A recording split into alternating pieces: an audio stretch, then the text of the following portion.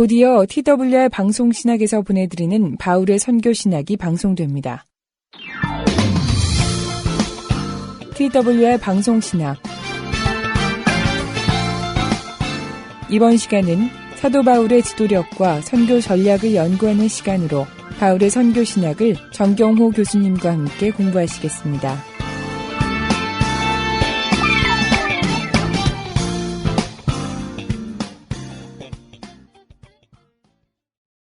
사랑하는 동포 여러분, 안녕하십니까? 바울의 선교신학 강의를 하게 된 정경호 교수입니다. 먼저 하나님께 감사 기도하고 수업을 진행하겠습니다. 하나님 아버지, 주님의 은혜를 감사합니다. 바울의 선교신학 과목으로 방송을 통해서 함께 공부할 수 있는 좋은 시간을 주셔사오니 우리가 이 수업을 통해서 진리 되신 하나님의 말씀을 더 깊이 알아갈 수 있는 귀한 시간 되게 주님 도와주시옵소서. 예수님의 이름으로 기도하옵나이다. 아멘. 지난 시간에는 7번째 강의에서 사도적 교회의 기초로서 예수님께서 제자들에게 명령하신 지상명령에 대해서 소개를 했습니다. 이번 시간에는 이어서 예수님의 이 지상명령 관점에서 사도적 교회론에 대해서 강의를 하도록 하겠습니다. 바울의 이 사도적 교회는 구약 성경에서부터 연속된 것으로 볼 수가 있습니다. 조직신학자 중에 폴고프라는 유명한 이 조직신학자는 시대 구분에 따른 이 교회의 다양한 모습을 족장 시대의 교회와 또 모세 시대의 교회, 그리고 신약 시대의 교회로 구분을 했습니다. 여기에서 이 교회는 구약, 신약, 구약 시대, 신약 시대에 이 교회는 연속성이 있다는 것을 논증한 것입니다. 족장 시대의 이 교회는, 이 족장 시대는 아브라함, 또 아브라함의 아들 이삭, 또 야곱, 창세기에 나타나는 그 요셉, 이 시대를 이 족장 시대라고 볼 수가 있습니다. 족장 시대 교회는 이 족장이 제사장 역할을 한 이 가족 교회였고, 또 대표적인 족장으로서 이 아브라함은 가는 곳곳마다 하나님께 예배를 드리는 단을 쌓고 언약을 맺어서 가족 중심으로 하나님을 섬겼습니다. 모세 시대는 성막을 중심으로 한 이 중앙 지성소에 집중되는 이 독립된 기구로서 교회와 교회가 이 국가 형태를 갖고 있었다고 볼 수가 있습니다. 이 국가의 영역 안에 구별된 종교적 기능과 이 제도를 가지고 있었습니다. 구약에서 연속된 교회는 선교라는 사명을 가지는 것이 아니라 교회 그 자체가 이 선교의 기능을 가졌습니다. 즉 교회는 선교 속에서만 존재한다고 볼 수가 있습니다. 하나님의 선교 기관으로서 교회는 역사 속에 백성들과 이 깊은 삶의 중심에 기반을 둔 교회의 본질이 사도적 교회의 기초가 되고 있다는 사실을 이번 강의를 통해서 연구를 하고자 하는 것입니다. 그러면 여기서 교회가 지닌 본질은 구원받은 자들이 모인, 또 구원받을 자들을 모으는, 구원받은 사람이 모여 있고 구원받을 사람들을 다시 모으는, 또 모일 자들의 이 공동체를 만드는 것이 이 선교적 사명에 있다는 것입니다. 예수님은 이 제자들을 불러서 훈련시켜서 다시 사도로 내어보내실 때에 잃어버린 영혼을 모으라는 사명을 부여하셨습니다. 사도들이 구원받을 자들을 모아서 형성한 그 공동체가 교회 형태로 나타난 것입니다. 이런 이 공동체의 관점에서 신약 시대의 교회는 본질적으로 구약과 동일하다고 볼 수가 있습니다. 그러나 예수 그리스도의 이 성취된 사역으로 중요한 신약의 교회는 변화가 있었습니다. 그것은 교회가 이스라엘의 국가적 삶에서 구별되고 독립된 기구로서 구약의 제사적 예배는 신약의 영적 예배로 대체되었다는 점을 들 수가 있습니다. 교회가 하나님의 선교기관으로 조직되고 선교의 본질적인 사명을 수행하는 과정에서 다면적인 교회의 구별이 있었습니다.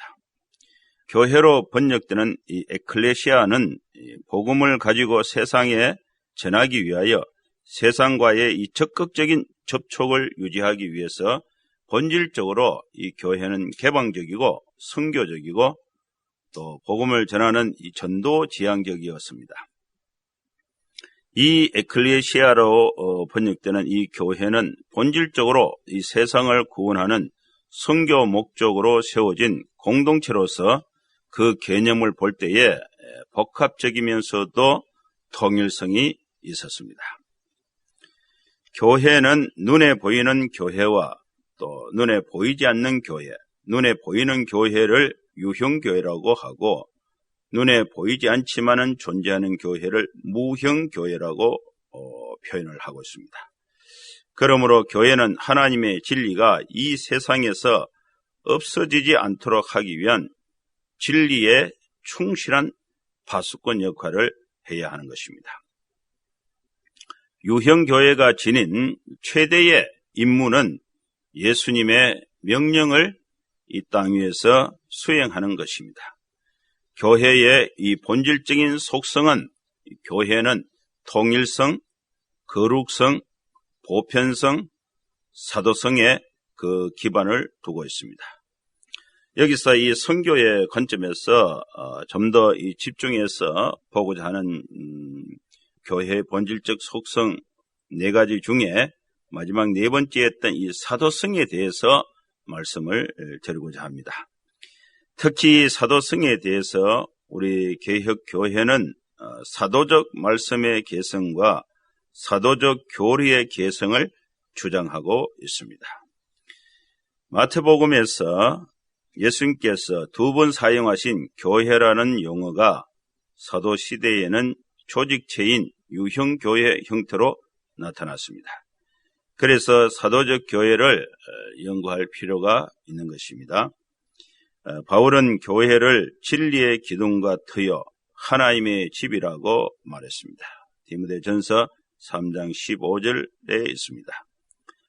이것은 이 사도성을 계승한 바울의 선교 신학을 이해하는 데 있어서 매우 중요한 기초가 될 수가 있습니다. 그러면은 이 사도적 교회의 정의에 대해서 말씀을 드리겠습니다. 사도 시대는 복음 시대와 구분이 되고 그리스도의 성천부터 사도 요한의 죽음까지의 기간을 사도 시대로 구분할 수가 있습니다. 이 기간에 설립된 교회가 사도적 교회입니다. 이 시기의 교회를 이해하기 위해서는 교회가 세속적 역사와 자연적 삶의 다양한 영역과 연관해서 먼저 이해를 할 필요가 있습니다. 첫째는 야만족이든 문명화된 종족이든 간에 믿지 않는 국가들에게 기독교가 확장되어간 역사를 다룬 선교 역사의 이해가 선행이 되어야 됩니다. 선교 사역의 확장 법칙은 겨자씨가 큰 나무로 성장하는 외적인 확장과 누룩이 온 덩이에 퍼지는 비유에서 침투하고 변화시키는 선교의 힘을 볼 수가 있습니다. 둘째는 적대적 세력에 대한 박해의 역사입니다. 셋째는 교회의 정치와 권징의 역사입니다. 네 번째는 교회가 하나님과 교제를 축하하고 새롭게 하고 강화하는 수단인 예배의 역사를 알아야 합니다. 다섯 번째는 기독교적 삶의 역사, 즉 실제적인 도덕성과 종교의 역사입니다. 여섯 번째는 신학의 역사, 즉 기독교의 학문과 문헌의 역사입니다. 이러한 교회 역사의 가장 기초는 사도적 교회가 그 출발점이 되는 것입니다. 그래서 사도적 교회는 예수 그리스도에 대해 영감된 정기적 회상인 마태, 마가, 누가 그리고 요한복음 정경에 기초한 교회가 사도적 교회인 것입니다. 당신의 삶을 변화시키는 TWR 북방선교 방송.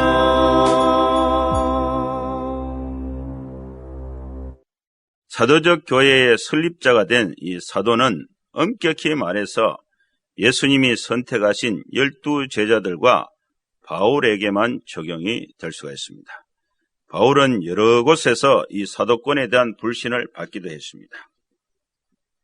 마띠아는 사도 계승에 대한 특별한 경우라고 볼 수가 있습니다. 사도란 명칭은 바울의 사역을 돕고 또 사도적인 은사들과 은혜를 받은 일부의 사도적 인물들에 대해서 적용을 할 수가 있습니다. 사도들에게는 모든 시대의 모든 교회의 이 기초를 놓는 특별한 과업이 부여가 되었습니다. 사도 이후에 오는 모든 신자들은 오직 이 사도들의 말을 통해서만 예수 그리스도와 친교를 갖게 된 것입니다. 그러므로 그들은 원시 교회의 사도였을 뿐만 아니라 오늘날 교회의 사도가 된 것입니다. 사도들에게는 일정한 특별한 자격이 있었습니다. 사도들이 하나님으로부터 부여받은 특별한 자격들은 모두 복음을 선교하는 데 사용이 되었습니다. 이 디다케의 내용에는 이 사도란 용어는 2세기 초에 선교사라는 뜻으로 사용되었다는 기록이 있습니다. 이는 교회의 역사 속에서 사도들의 주된 임무가 선교임을 분명히 나타낸 것입니다. 사도 시대는 매우 중요한 선교적 의미를 가지고 있습니다. 그리스도의 생애가 기독교 신앙의 신적, 인간적 원천이라면 사도 시대는 유대교 회당과 구분되는 독특한 조직 사회로서의 기독교 교회의 원천이 되는 것입니다. 이 사도 시대, 이 시기는 이 성령의 시대요, 또 차후 모든 시대를 위한 영감과 입법의 시대이라고 말할 수 있습니다. 사도들의 선교를 통해서 믿지 않는 유대인들과 이교도들을 배심시키는데 표적과 기사와 또 성령의 비범한 역사를 일으켜서 복음을 죄악의 세상에 전한 결과로 이 사도적 교회가 설립이 되었던 것입니다. 이 사도적 교회는 성령의 임재로서 시작이 되었고 또 사도들은 성령의 힘으로 복음을 전파하였습니다. 이 시기에 교회는 바울이 회심하여 하나님의 선교 운동에 참여하게 되면서 더욱 활기를 띠게 된 것입니다. 사도적 교회가 갖고 있는 이 본질적인 사명을 좀 더 구체적으로 연구할 필요가 있습니다. 왜냐하면 사도들은 매우 독특한 존재들로서 교회의 기초가 되었으며 또 하나님의 말씀을 계시로 받아서 기록함으로써 성경을 기록하는 계시 사역을 하였고 또 예수 그리스도에 의해서 개인적으로 임명을 받았기 때문에 이 사도들은 특별한 경우라고 볼 수가 있습니다. 그러면 그 다음에는 이 사도적 교회가 사도적 교회의 정의에 대해서 말씀을 드렸고 또 사도적 교회가 갖고 있는 이 본질적인 의미, 본질적인 사명이 무엇인가에 대해서 강의를 계속하도록 하겠습니다. 사도적 교회를 설립한 대표적인 사도는 사도행전을 기준으로 해서 보면은 전반부에는 베드로, 후반부에는 바울입니다. 베드로는 예루살렘에서, 바울은 안디옥에서 사도적 교회를 설립하고 발전시킨 선교적 교회론의 소유자였습니다. 사도적 교회의 그 뿌리는 예수 그리스도의 십자가와 부활을 증거하는 복음 선교의 그 뿌리를 두고 있습니다. 베드로가 중심이 되어 설립된 예루살렘의 사도적 교회와 바울이 설립한 아시아와 유럽의 여러 교회는 그 성격상 조금의 차이가 있습니다. 예수님의 지상 명령에 기초하여 사도들이 설립한 사도적 교회의 본질은 세 가지로 요약을 할 수가 있습니다. 첫째는 지상 명령, 예수님께서 십자가의 고난을 받으시고 또 3일 만에 부활하시고 부활하신 예수님이 40일 동안 하나님의 나라에 대해서 제자들에게 가르치시고 또 성천하시기 직전에 제자들에게 부탁하신 그 지상 명령을 이 사도적 교회가 성취하는 것을 그 본질로 하고 있는 것입니다. 두 번째 이 사도적 교회의 본질은 예루살렘에서 유대인 중심으로 만들어진 이 복음을 또 유대인이 아닌 이방인들, 헬라 문화권 속에 복음을 전할 때에 여기에는 많은 지리적, 문화적, 또 경제적, 정치적인, 또 언어적인 여러 많은 차이들이 있는데 이 차이를 극복하고 복음을, 지상명령을 전하는 것인데 여기에는 무엇이 필요하냐면은 복음을 상황화하는 것이 필요한 것입니다. 그 다음에 세 번째는 이 새로운 지역의 선교를 통해서 이 복음을 전했을 때에 이 예루살렘의 사도들이 또 온 세계에 다 다니면서 모든 민족에게 또 다음 세대를 이어서 모든 사람들에게 다 복음을 전할 수 있는 것은 아닙니다. 여기에는 시간적, 공간적 제약이 있습니다. 그러나 이 지상명령은 실천이 되어야 되기 때문에 영적 재생산하는 지도자, 리더십을 개발하는 것이 아주 이 사도적 예수님의 지상명령에 기초한 이 사도적 교회의 본질이 여기에 속한다고 볼 수가 있습니다. 여기서 본질은 진리의 문제로 바뀔 수 없는 절대성이고 비본질은 다르게 적용할 수 있는 상황성의 문제를 내포하고 있습니다. 그러나 복음이 상황과 마주칠 때에 진정한 이 상황화라는 것은 정확하게 상황과 관련을 맺고 상황에서 이해하는 상황성을 가져야 하는 것입니다. 여기서 이 상황화라는 특별한 용어를 금방 이해하기가 쉽지가 않습니다. 이 부분은 뒤에 강의에서 11번째 강의에서 이 상황에 대해서 좀 더 상세하게 강의할 수 있는 기회가 있을 것입니다. 반면에 이 절대성은 무엇보다도 먼저 하나님의 계시와 또 하나님의 의지의 내용과 권위에 충실해야 함을 의미하고 있습니다. 이것은 인간의 양심에 특히 영감된 말씀과 성령과 성자의 그리고 하나님의 창조물에 나타나 있습니다. 교회의 특별한 임무는 성경이 증거하는 그리스도를 전하는 것입니다. 그러므로 우리는 효과성을 말할 수가 있습니다. 또 자신들이 처한 특별한 상황에서 또 이 복음에 응답하는 응답자들의 이해를 성장시킬 수 있는 전달의 방법으로서 효과성을 말할 수가 있습니다. 이것은 우리가 속한 상황에서 성령의 활동적인 사역을 나타내는 효과성인데 이는 비본질에 관한 것입니다. 여기에 상황화의 여지가 있는 것입니다.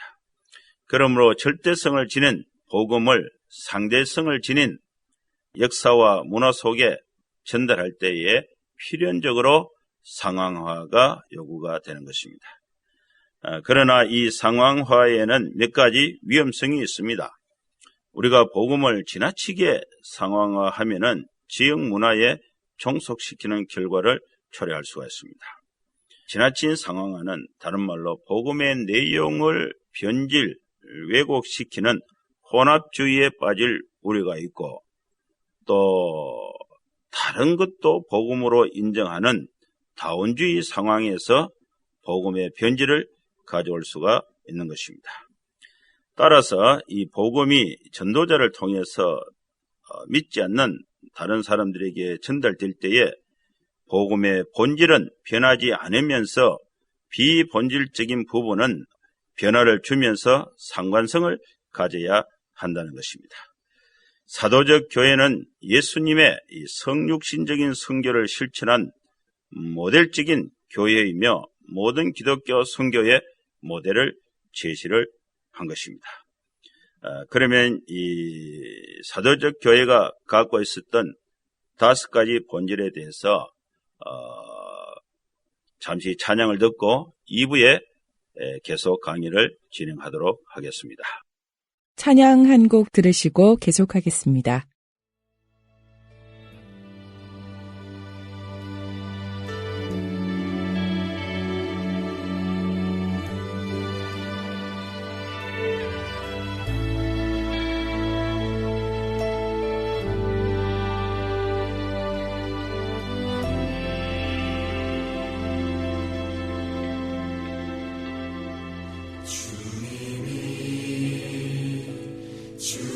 빵으로 한 걸음씩 나아갈 때에 수많은 적들과 견고한 성이 나를 두렵게 하지만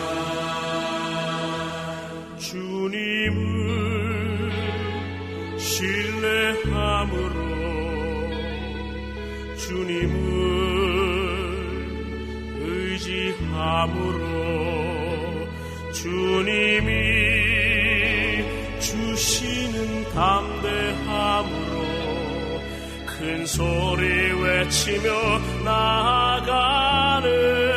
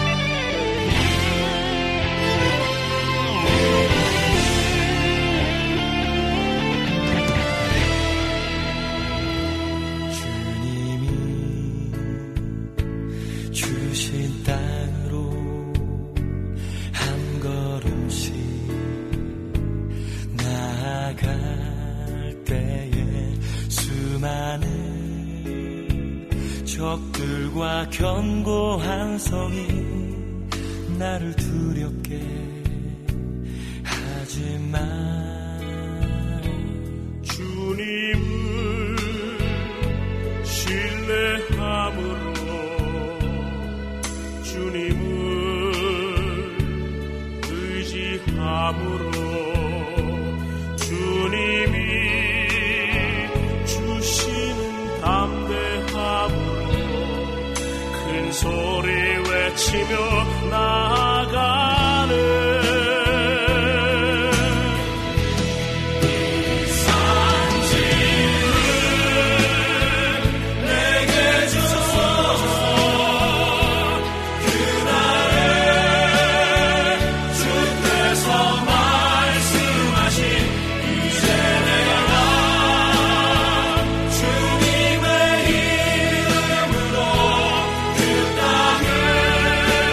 주님의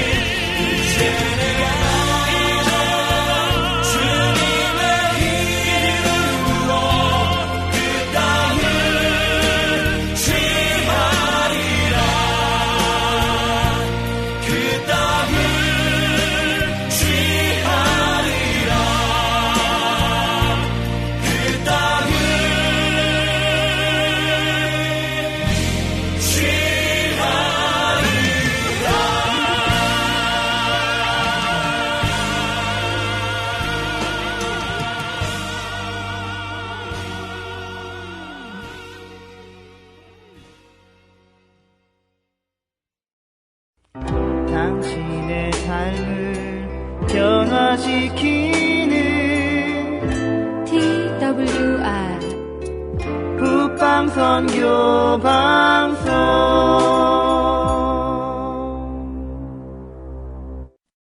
지금 여러분께서는 TWR 방송신학에서 보내드리는 바울의 선교신학을 듣고 계십니다. 사도적 교회의 본질은 원리적인 본질과 방법적인 본질로 구분해서 소개할 수가 있습니다. 먼저 사도적 교회의 이 원리적인 본질에 대해서 말씀을 드리겠습니다.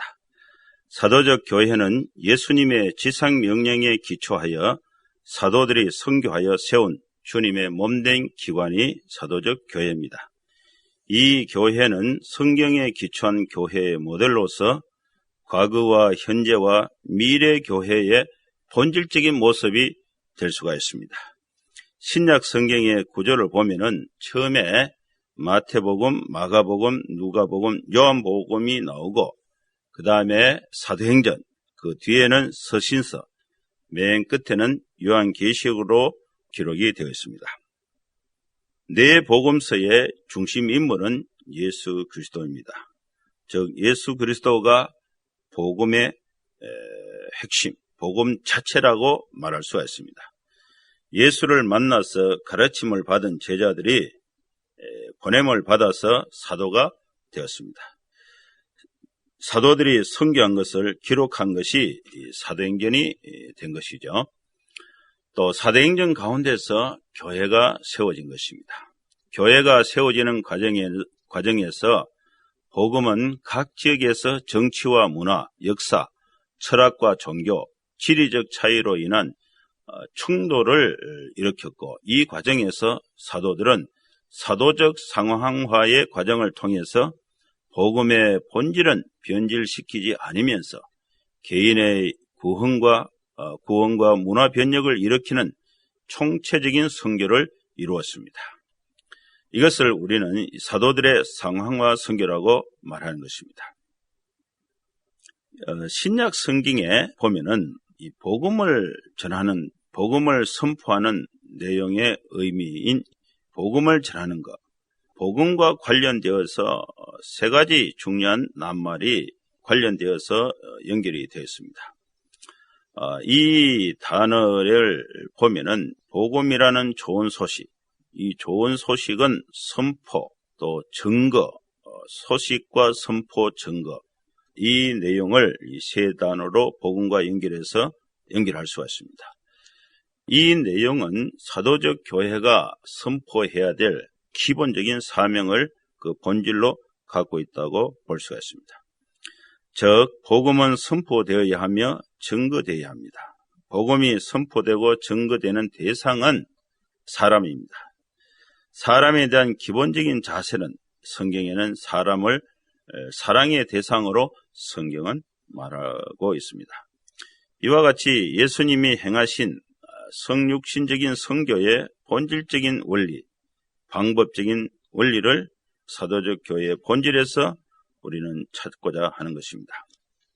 사도적 교회의 원리적인 본질은 하나님을 사랑하는 것입니다. 또 두 번째는 사람을 사랑하는 것입니다. 이 내용은 마태복음의 그 기초를 두고 있습니다. 하나님을 사랑하는 것은 사도적 교회의 첫 번째 본질에 속한 것입니다. 성육신적인 선교의 원리적인 본질은 하나님을 사랑하는 것입니다. 예수님은 완전하신 하나님이시며 완전하신 사람으로 죄가 없으신 분입니다. 마태복음 22장에 한 율법사가 예수님을 시험하기 위해서 질문을 했습니다. 선생님이여, 율법 중에 어느 계명이 큽니까? 이때에 예수님은 첫째와 둘째로 설명하시면서 대답을 하셨습니다. 첫째는 주 너의 하나님을 사랑하라. 둘째는 이웃을 내 몸과 같이 사랑하라. 이 두 계명이 온 율법과 선지자의 강령이라고 말씀하신 것입니다. 이 말씀은 하나님을 사랑하는 것과 사람을 사랑하라는 10계명을 두 계명으로 요약한 것입니다. 첫째에서 넷째 계명, 10계명 중에 1계명에서 4계명은 하나님을 사랑하는 것과 관련된 계명입니다. 5번째 계명에서 10번째 계명은 사람을 사랑하는 것과 관련된 계명입니다.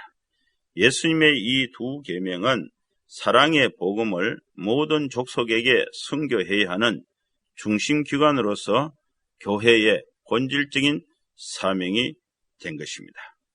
이 지상명령을 제자들이 받았으며 선교사로 파송받은 사도들은 이 명령에 근거하여 사도적 교회를 세운 것입니다. 하나님을 사랑한다는 가장 적절한 표현은 예배입니다. 교회의 존재와 인간의 제1의 존재 목적은 하나님을 예배하고 영원토록 기뻐하는 것입니다.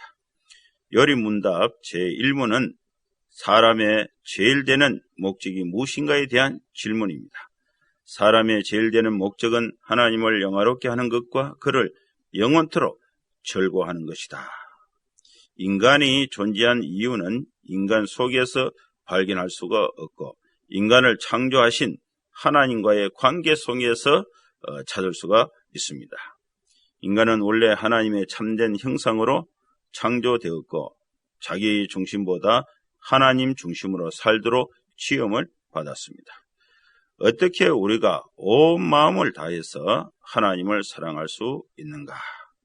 하나님을 진실로 예배함으로 하나님을 사랑할 수가 있습니다. 누가 하나님을 예배할 수가 있는가? 영적으로 거듭난 하나님의 자녀들이 하나님을 예배할 수가 있는 것입니다.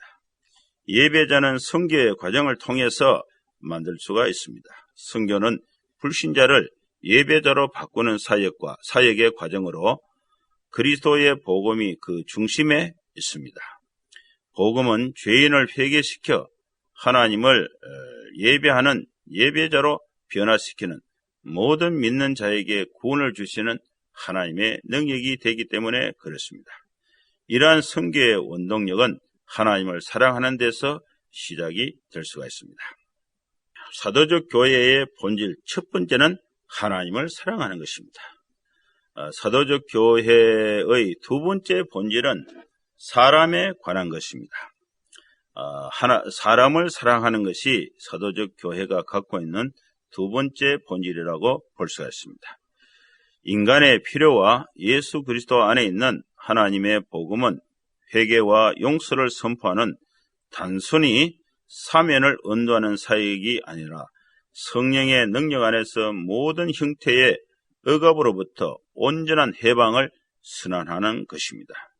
이는 가난한 자와 죄를 위한 복음입니다. 즉 인간의 현실적인 필요인 소외된 자, 가난한 자를 외면하지 않고 또 궁극적인 필요를 해결하는 전인적이며 실천적이며 문화적인 사역을 포함한 것입니다. 둘째도 그와 같으니 내 이웃을 내 몸과 같이 사랑하라. 이는 첫째와 둘째가 그 의미 면에서 같다는 것을 강조한 것입니다. 첫째는 하나님을 사랑하라는 계명이고 둘째는 사람을 사랑하라는 것입니다. 첫째와 둘째 계명이 같다는 의미를 어떻게 우리가 이해해야 하는가? 기독교는 구원의 종교입니다. 기독교는 우리 죄에서 구원하기 위해 하나님께서 예수 그리스도를 통해 먼저 어떤 일을 행하셨다고 선포합니다. 하나님의 사랑을 받아야 할 인간은 죄에 빠져 하나님의 사랑과 단절되어 있습니다. 그래서 성경의 기자들은 죄가 보편적이라고 단호히 말하고 있습니다.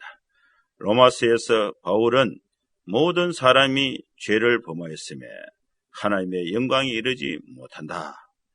로마서 6장 23절에는 이 죄의 결과, 죄의 사선, 죽음, 사망이라고 단정했습니다. 구약의 솔로몬은 성전 봉헌식에서 범죄치 아니하는 사람은 없사오니 이렇게 표현했습니다. 전도서에는 선을 행하고 죄를 범치 아니하는 의인은 세상에 아주 없다고 기록하고 있습니다. 죄에 빠진 인간은 하나님의 사랑이 절실히 필요한 것입니다. 죄의 결과는 하나님으로부터의 단절이며 자기의 속박이며 다른 사람들과의 갈등을 초래하게 되는 것입니다. 인간의 최고의 복은 하나님을 알고 하나님과 개인적인 관계를 갖는 것입니다. 당신의 삶을 변화시키는 TWR 북방선교 방송.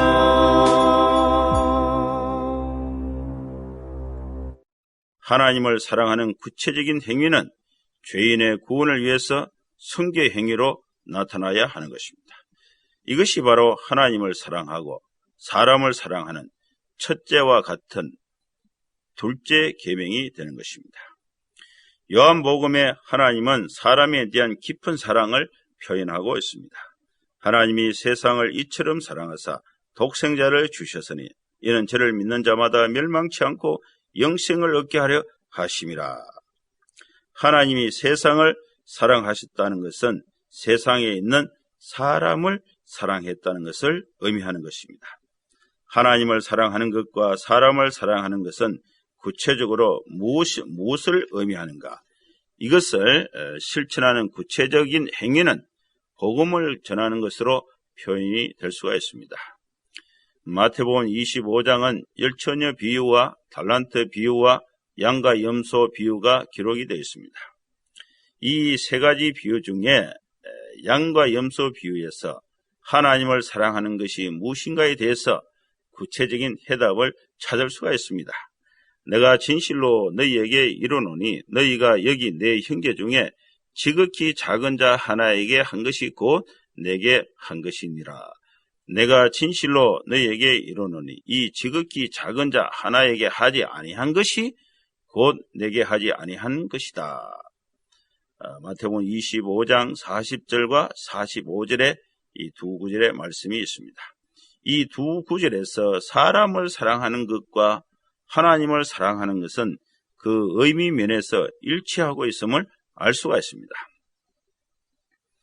여기서 이 사도적 교회의 이 원리적인 본질을 요약하면은 이 사도적 교회의 이 선교 원리는 예수님의 사역을 모델로 삼아서 실천한 것입니다.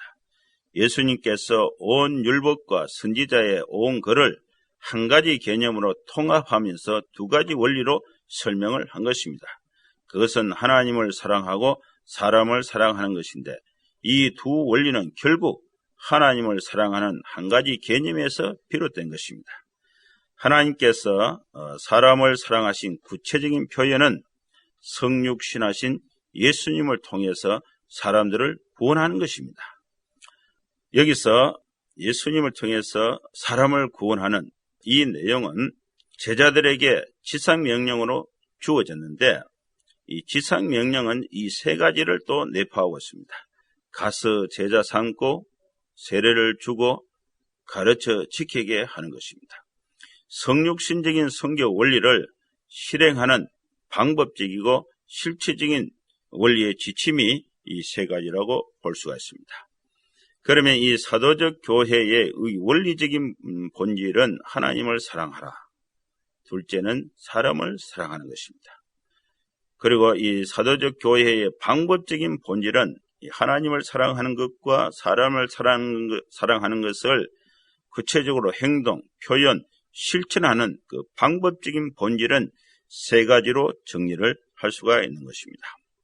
사도적 교회의 이 목적 있는 사명을 성취하기 위한 방법적인 본질이 무엇인가에 대해서 우리가 관심을 가져야 합니다. 이는 선교를 통해서 설립되어야 할 모든 지상교회의 모델이 되기 때문에 그렇습니다. 사도적 교회는 지상명령의 지상명령에 대한 이 순종의 결과로서 세워진 현대 교회의 모델적인 교회입니다. 이 지상명령을 바르게 이해하는 것은 모든 그리스도인에게나 교회들에게 매우 중요한 것으로서 지상명령의 수단과 목적 간에 차이가 있지만은 가장 완전한 그 모형을 마태복음 지상명령에서 세 가지 원리를 찾을 수가 있습니다. 마태복음의 지상명령은 너희는 가서 모든 족속으로 제자를 삼으라 그랬습니다. 이 내용을 해석을 하면은 가서 제자 삼는 것, 그 다음에는 세례를 주는 것, 그 다음에는 가르쳐 지키게 하는 것입니다. 이 세 가지를 사도적 교회가 갖고 있는 실천적 모델이라고 볼 수가 있습니다. 첫째로 이 가서 제자 삼으라, 하나님의 보내심을 받아 선교사로 이 땅에 오신 예수님은 세상과 교제를 위해서 성육신적인 상황화를 실천했습니다. 성경은 성육신적인 원리는 로고스 말씀이 하나님이시고 말씀이 육신이 되신 분이 바로 예수 그리스도입니다. 성육신의 목적은 타락한 인류를 구원하기 위해서 하나님이 직접 사람이 되셔서 사람의 죄가를 대신 지시고 피 흘리시면서 사람들을 속량하시려고 성육신 하신 것입니다.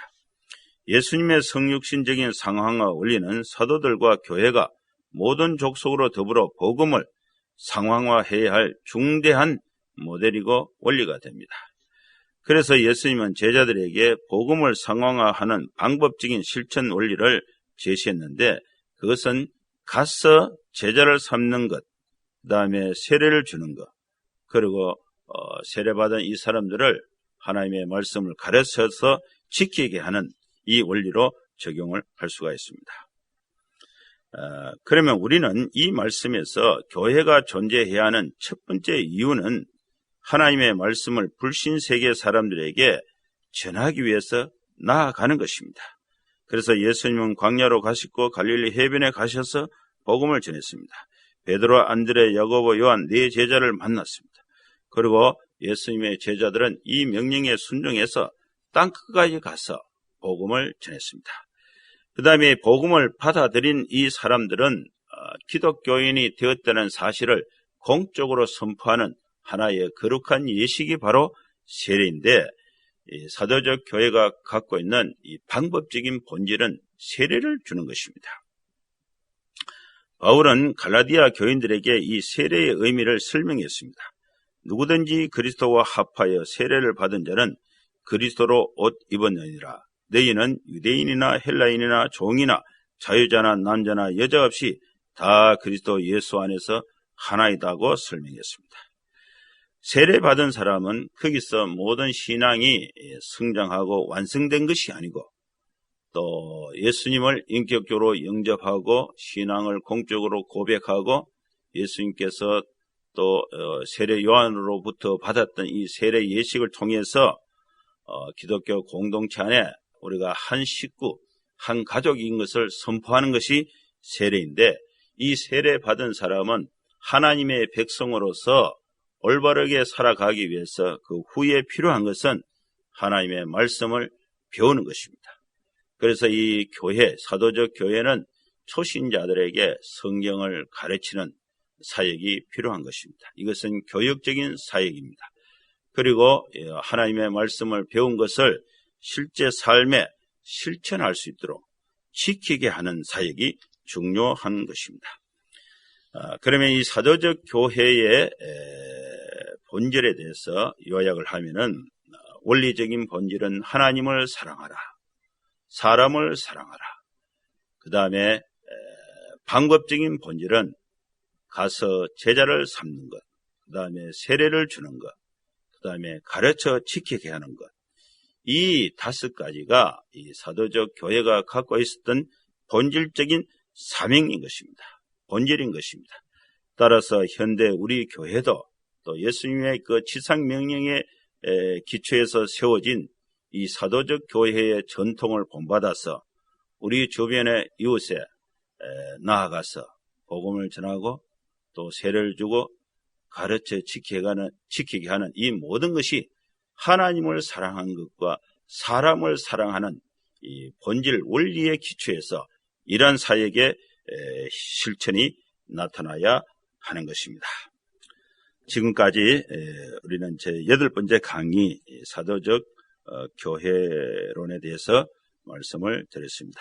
다음 시간에는 이 바울의 선교 공동체에 나타난 사도적 교회론에 대해서 말씀을 나누도록 하겠습니다. 기도하고 마치겠습니다.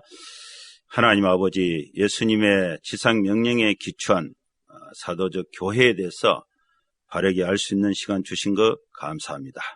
예수님의 이름으로 기도하옵나이다. 아멘. 다음 시간에 만날 때까지 건강하시기를 기원합니다. 감사합니다.